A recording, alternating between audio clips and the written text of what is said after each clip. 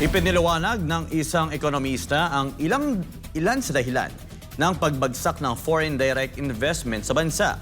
Ayon sa ulat ng Bangko Sentral ng Pilipinas na itala ang pinakamababang pamumuhunan ng mga dayuhang negosyante nitong buwan ng Hunyo. Narito ang balita ni Cristel Guanco. Muling bumagsak ang naitalang halaga ng puhunang inilagak ng mga dayuhang negosyante sa bansa nitong buwan ng Hunyo ngayong taon. Ayon sa ulat ng Bangko Sentral ng Pilipinas, umabot lang sa $394 million ang net foreign direct investment o FDI noong Hunyo, na mas mababa sa halaga ng investment na inilagak ng mga dayuhan sa bansa noong nakaraang taon na nasa $555 million.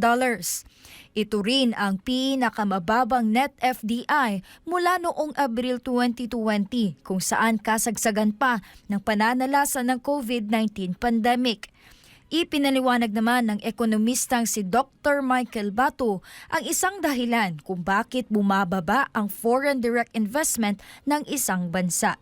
So meron tayong tinatawag na external factors at meron tayong tinatawag na internal or domestic factors. Ano? So, halimbawa, dun sa external factors, nandyan na yung halimbawa kung ano yung lagay ng mga malalaking economy. Ano? Kasi tandaan natin na itong mga FDIs nanggagaling ito sa mga ibang bansa. So kung ano yung lagay ng ekonomiya nila, maapektuhan din tayo through the FDI inflows. Ano?